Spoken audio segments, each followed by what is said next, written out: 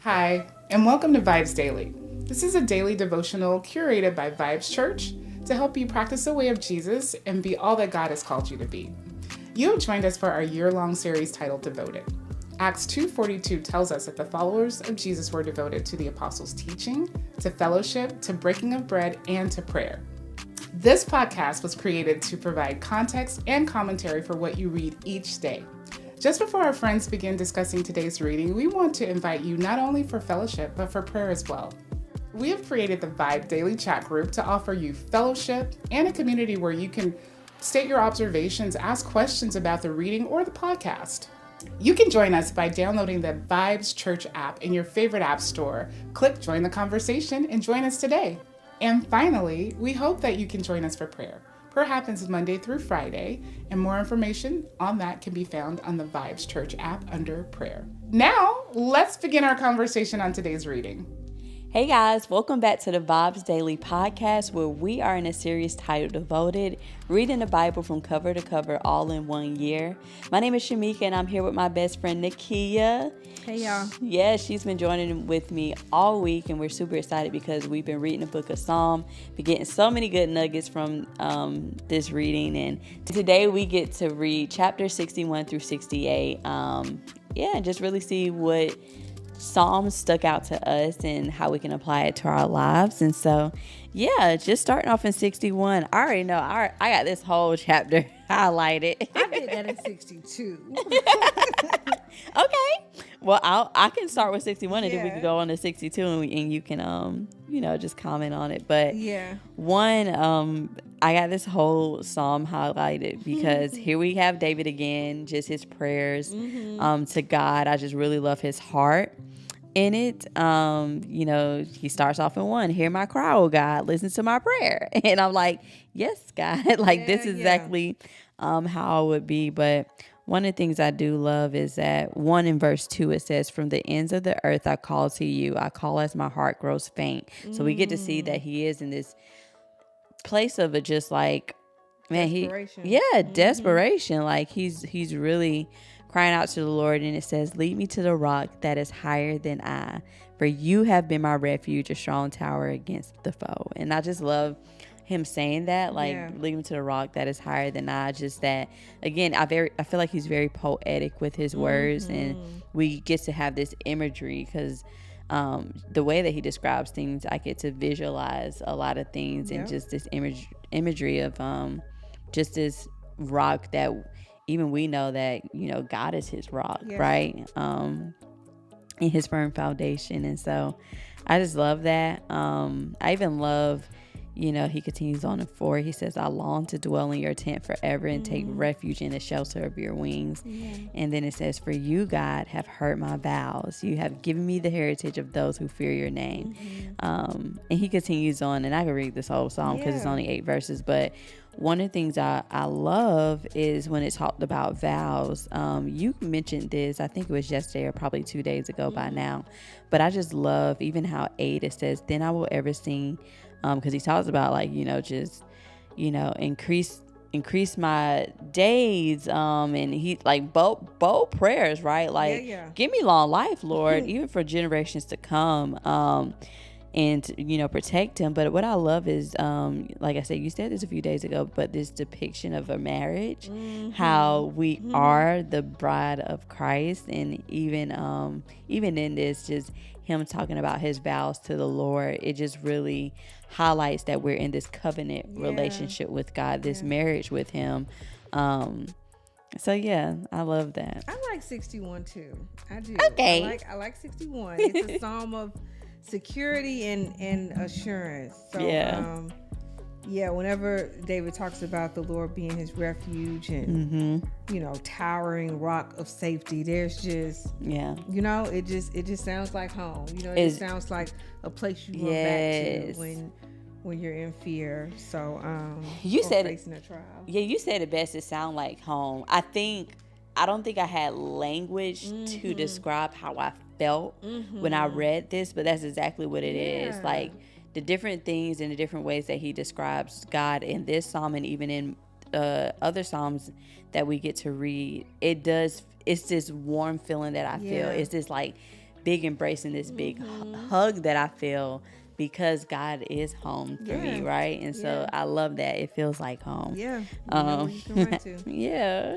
So I had a few verses that stood out to me in Psalm 62. Okay. But then when I looked at it again, I saw a note in my Bible that says this was actually written by David during the days of Absalom. And for the people of God who are listening, I want to, because I'm actually going to, do some more digging as well. But the days of Absalom are actually back in 2 Samuel chapters 15 through 18, if anyone wants to reference it. But in a nutshell, and Shameeka, you can correct me if I'm wrong, but Absalom was the son of David. Yeah. Who was, pretty much his rebellion was that he wanted the praise and accolade that he felt like he should receive. And so, because of that, I guess David now during this time as he's writing, it sounds like he's in a place of just enduring.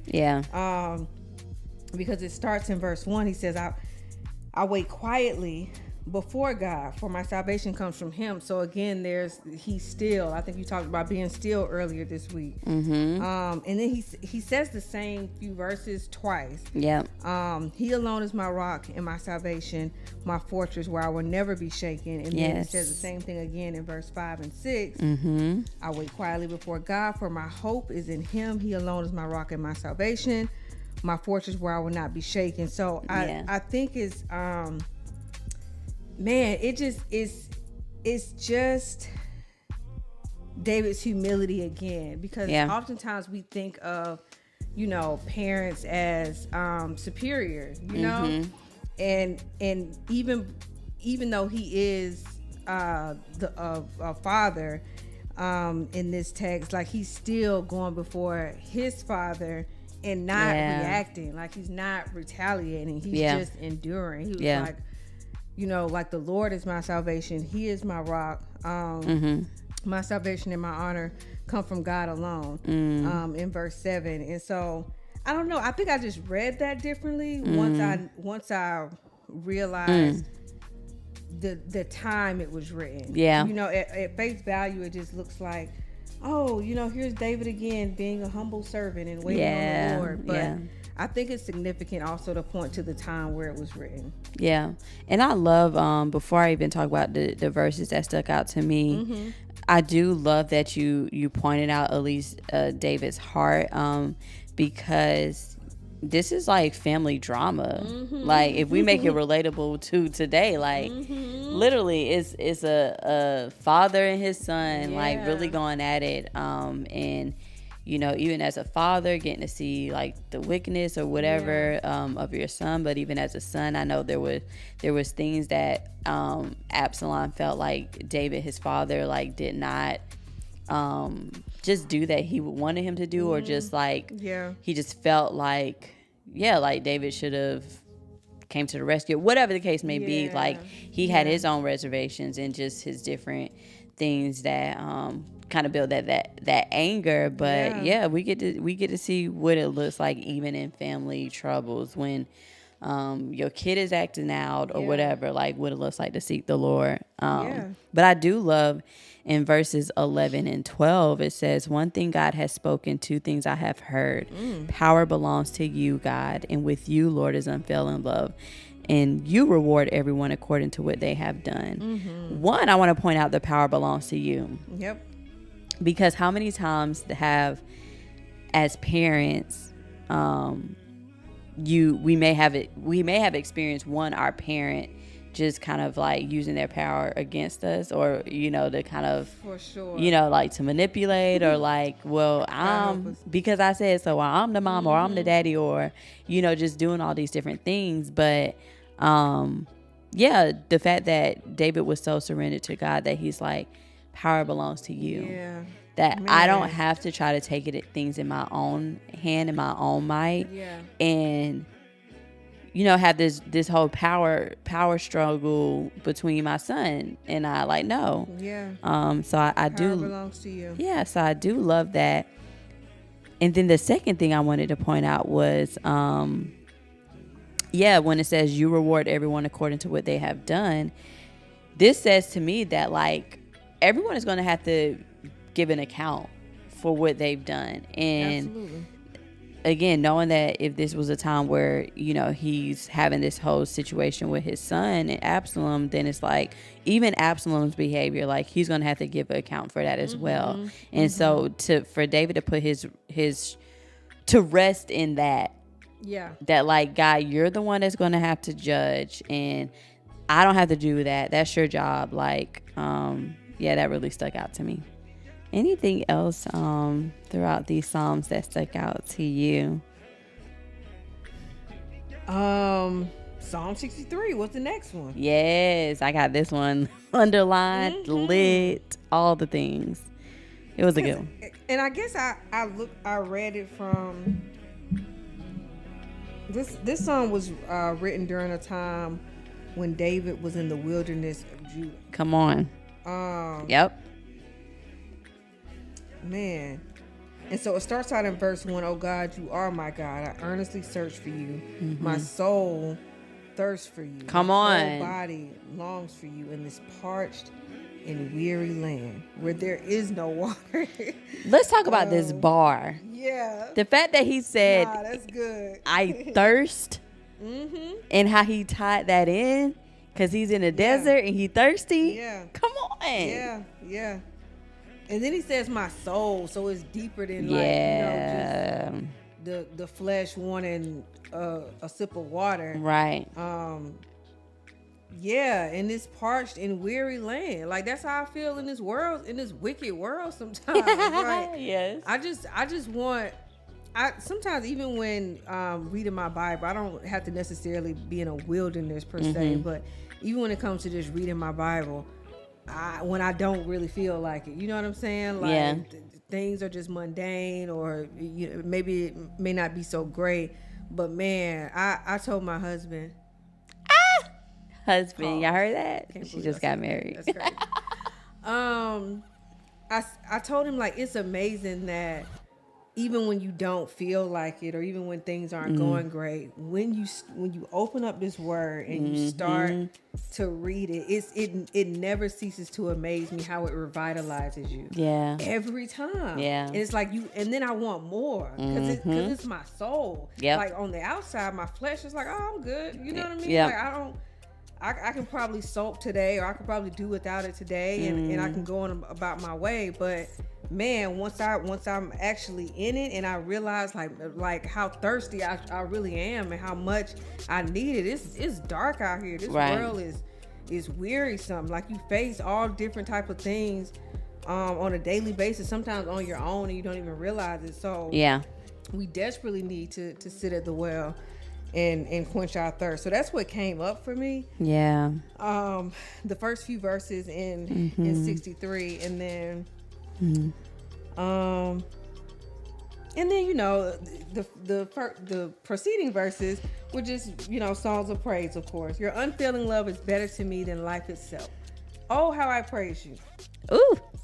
Oh, I like verse 2 too. It says, I have seen you in your sanctuary and gazed upon your power and glory. Yeah. And I'm just going to read down to verse 5. I will honor you as long as I live, lifting my hands to you in prayer. You satisfy me more than the riches of food. Yes. I will praise you with songs of joy. Come on. Like, I have all of those. Yes, he that guy for real. No, for real. I have all those verses highlighted too, and what I really love when you started off, even just saying the climate where he was in a situation he was in, just knowing that he was in a desert. I'm like, here we go again, David seeking the Lord, praying, and even just desiring Him in every season. In every season, he clinging on to God. And I don't know, like when I think about a desert, I also think about just kind of like a famine, if you will, like in a place where you're just, like he said, thirsty, but you're also hungry. And just seeing his hunger for the Lord. And again, just even in verse 5, it says like, I'll be fully satisfied as with the richest of foods. It's like we really do get to see that God, he is satisfying in that way. Like he really does nourish and fulfill our soul. And I do love, even whenever we think about fasting, for example, like we're putting our plate to the side, but we're feeding off of the word of God, and that is fulfilling in itself. And so I love that. Very good.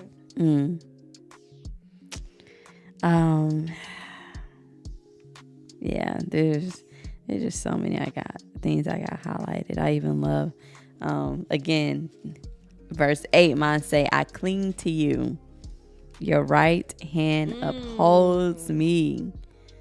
Man, I mean, what would it look like in my life for me to really cling to God? Yeah. Because I have a newborn right now, and for those of you who know, those newborns, they hands be so tight, closed, like you can't even pry them open to just kind of even clean through their fingers sometimes. Yeah. But what would it look like if I was just so, tight fist, if you will, with the Lord? And just all things. It just, to me, it does show that dependence and that reliance on God, and how, you're not wanting to let him go, but you don't want the Lord to be away from you or depart from you. So it's cool.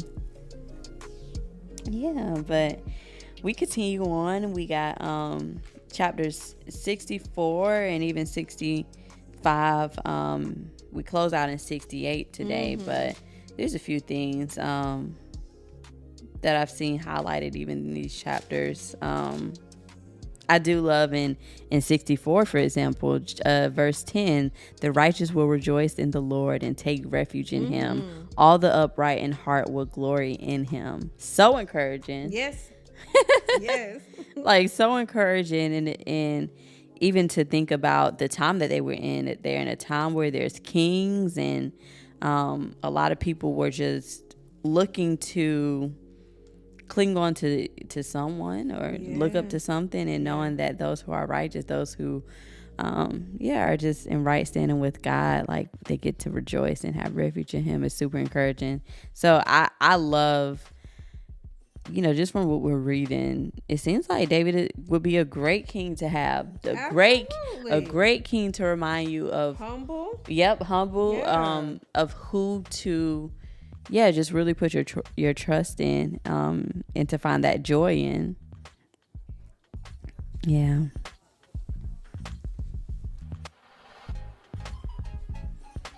And I really enjoyed Psalm 65. Yeah. And the theme of this psalm is just that God provides abundantly. So it says, I really loved verse 3. That said, though our hearts are filled with sins, you forgive them all. Yes. What hope is that? I mean, what our lives are filled with sin. We were born in sin and shaped in inequity, right? But it's all taken care of once we receive him. Yeah. That's just one of the many ways he gives abundantly. And then it goes on to say in verse 4, what joy for those you choose to bring near, those who live in your holy courts. What joys await us inside your holy temple. That's so good. So there's just so much hope there. It is. Even for all of us who are born in sin. This psalm just points to the hope he gives abundantly. Yeah. And I love that, that they just really get to see and receive God's forgiveness even before Christ come. I just keep thinking about that, because I think so often we do cling on to, and we are reminded of, like, we get to have redemption because of Christ, but to know that God is such a God that is so good and intentional, that he really desired his people, that he didn't just wait until Christ to accept people or to forgive them. Even back then, right? Like even back then, he was finding ways to always commune with them and to be closer to them. So So yeah, I just wanted to add to before we move on from Psalm 65, it made me think about Psalm 63 again, because in verse 9 it says, "You take care of the earth and water it, making it rich and fertile. The rivers of God will not run dry. They provide a bountiful harvest of grain, for you have ordered it." So it made me go back to 63 when, we were talking about in verse 1, "My soul thirsts for you. My whole body longs for you in this parched and weary land where there's no water." And then it says here, "The rivers of God will not run dry." So that's good. Again, it just points to him being this well of hope again. And the good news is he has ordered it so. This will always be the case. It's never ending, which is the theme of this psalm. Giving and providing abundantly. I love that. I just love that. That is so good. I like how you brought that to life and pointed that out to us, because it is super good. That living water. God is so good. I love it. So good. Well, we got Psalm 66, 67, and 68 before we close out. What you got? I did want to say in 66, I love verse 6. He turned the sea into dry land. They passed through the waters on foot. Come, let us rejoice in him. That sounds like a song. Come on. It probably is. I mean, like an actual song, like not the book, song, but a song that I've like by a gospel artist or something. Probably so, because a lot of gospel. Maverick City? Oh, I would say Maverick City, but a lot of like even just Christian or gospel songs that we hear today actually come from a lot of the songs, which is really cool. But I love this because here we go. That reminder back to what God did for the Israelites, like when he parted. I believe it's the Red Sea. I always get the seas mixed up, but Red, Dead, all the seas, which I feel like he parted both of them in different times. But the Red Sea, it's just really cool to know that David is meditating even on what was done in the past. And like he said, they passed through the waters on foot. Yeah. That's crazy to think about. Again, the seas parting. Yep. And they walked on dry land, on dry ground. Just that reminder of what God has done, which I feel like that's probably was a moment where God was smiling because he wanted them to continue to, even recite these things and let generations to come know what he's done. And here we get to see that again. So, and it also points to the fact that God answers prayers as the body of believers as well, because it says here he made a dry path through the Red Sea and his people went across on foot. That was their prayer, because they were being chased by Pharaoh. So they trying to get to the promised land, and he blessed the people, the body of believers as a whole. So I love that in this song as well. Victorious. It is. And then in 67, lastly, what I had was, I love how the first verse, it kind of reminds me, which I know that there's a different scripture that they got it from, but the Psalm Blessed, where it says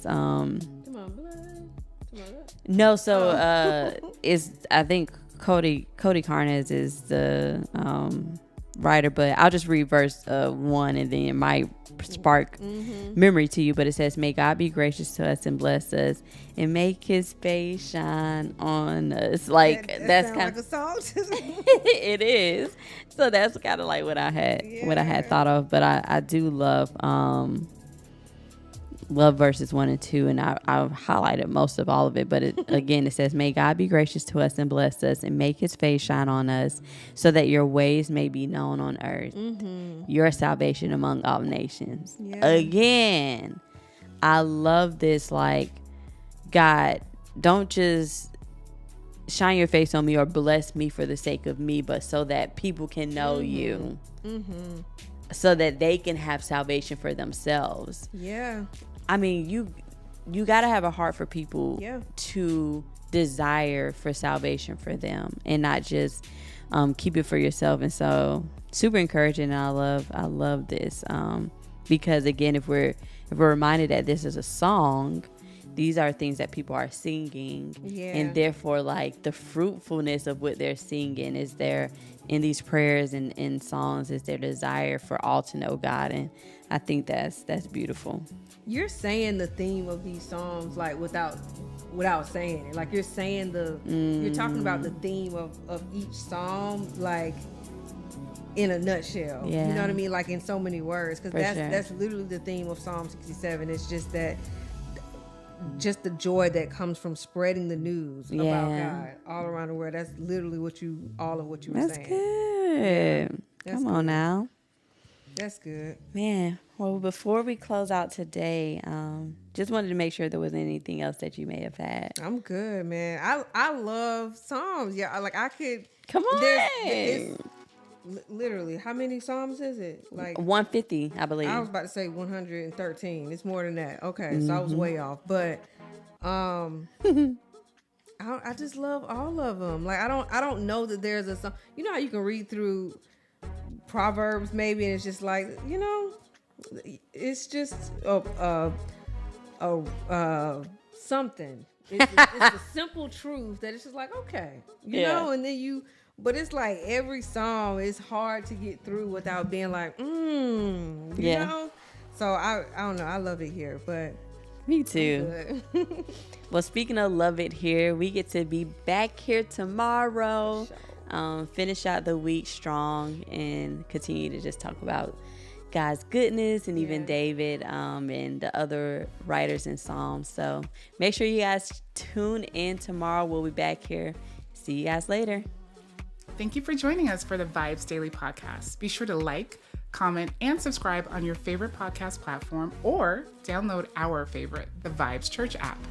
Visit vibes.church/devoted for additional episodes, notes, details, and the latest merch.